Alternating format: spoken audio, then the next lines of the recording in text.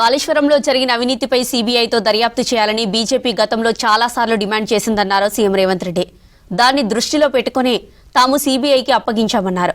సంచార చేపల విక్రయ వాహనాలను మంత్రి వాకిడి శ్రీహరితో కలిసి ప్రారంభించారు డిప్యూటీ సీఎం భట్టి. రాష్ట్ర టూరిజం డిపార్ట్మెంట్ ఆధ్వర్యంలో ఈసారి ఘనంగా బతుకమ్మ వేడుకలు నిర్వహిస్తామన్నారు. కాళేశ్వరం పేరుతో బీఆర్ఎస్ లక్షల కోట్లు దోచుకుందన్నారు మంత్రి వివేక్. కాళేశ్వరం ప్రాజెక్టులో జరిగిన అవినీతిపై సీబీఐతో దర్యాప్తు చేయాలని బీజేపీ గతంలో చాలాసార్లు డిమాండ్ చేసిందన్నారు సీఎం రేవంత్ రెడ్డి. దాన్ని దృష్టిలో పెట్టుకుని తాము సీబీఐకి అప్పగించామని, ఇప్పుడు బీజేపీ ఏం చేస్తుందో చూద్దామని చెప్పారు. విచారణ కోసం త్వరలో సీబీఐకి లేఖ రాస్తామన్నారు. గతంలో సీబీఐ రాష్ట్రానికి రావద్దని కేసీఆర్ జీవో తెచ్చారని మీడియా చిట్చాట్లో చెప్పారు సీఎం రేవంత్. కేసుల వారీగా సీబీఐకి అనుమతిస్తామన్నారు. తాము లేఖ రాస్తేనే సీబీఐ రాష్ట్రంలోని కేసులను విచారణ చేస్తుందని చెప్పారు సీఎం. సంచార చేపల విక్రయ వాహనాలను మంత్రి వాకిటి శ్రీహరితో కలిసి ప్రారంభించారు డిప్యూటీ సీఎం మల్లు భట్టి విక్రమార్క. ప్రజాభవన్లో ఇందిరా మహిళా శక్తి స్కీమ్లో భాగంగా మహిళా సంఘాలకు చెందిన లబ్ధిదారులకు మంత్రుల చేతుల మీదుగా వాహనాల పత్రాలను అందజేశారు.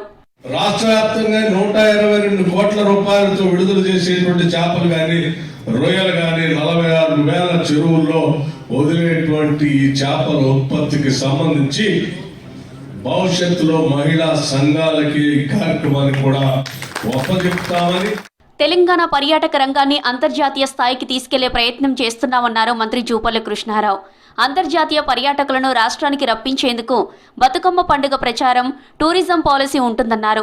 బతుకమ్మ పండుగ తెలంగాణ ఆత్మగీతం అన్నారు మంత్రి జూపల్లి.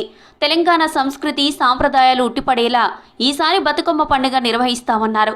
సెప్టెంబర్ 21 నుంచి 30వ తేదీ వరకు ప్రత్యేక కార్యక్రమాలు ఉంటాయన్నారు. ఈ బతుకమ్మ పండుగ కేవలం ఒక పండుగ మాత్రమే కాదు, ఇది తెలంగాణ ఆత్మగీతం. సెప్టెంబర్ 21 నుంచి 29 తారీఖు వరకు చేసే ఏర్పాటు చేస్తూ ఉన్నాం. టూరిజం ప్రమోషన్లు కూడా వినూత్న పథకాలు తీసుకొచ్చి ఏర్పాటు చేస్తూ ఉన్నాం.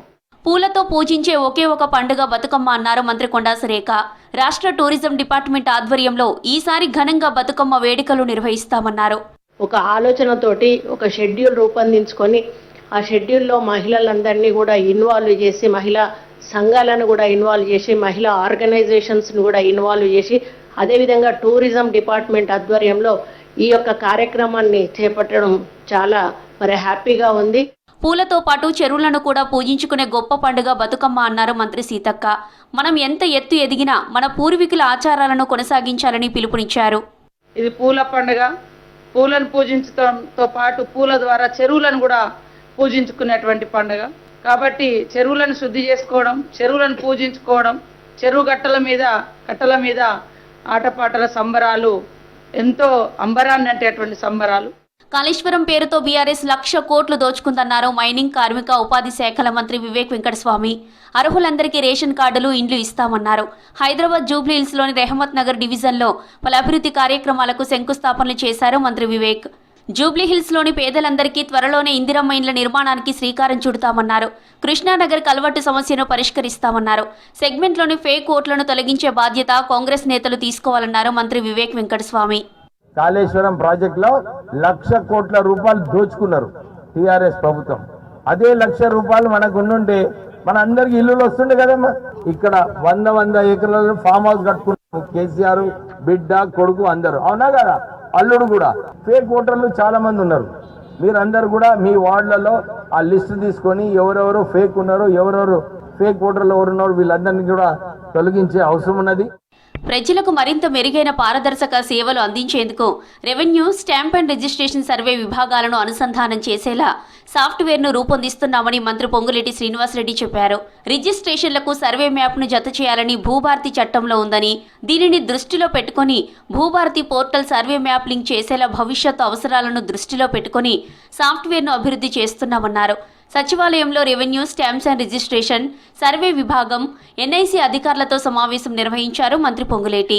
భూభారతి పోర్టల్లో ఎలాంటి సాంకేతిక సమస్యలు రాకుండా పోర్టల్ నిర్వహణ మరింత సులభతరంగా ఉండేలా చర్యలు తీసుకోవాలని ఎన్ఐసి అధికారులకు సూచించారు. కొత్తగా అభివృద్ధి చేసే సాఫ్ట్వేర్లో కోర్టు కేసుల మానిటరింగ్ సిస్టమ్ ఉండేలా చూడాలన్నారు. నక్షా లేని 5 గ్రామాలలో రీసర్వే కొలిక్కి వచ్చిన వేళ మిగిలిన 408 గ్రామాల్లో మరికొద్ది రోజుల్లోనే రీసర్వేను ప్రారంభించబోతున్నామని చెప్పారు. భవిష్యత్తులో తెలంగాణ రాష్ట్రంలో భూ వివాదాల పరిష్కారానికి ఈ సర్వే మార్గదర్శకంగా ఉంటుందన్నారు మంత్రి పొంగులేటి.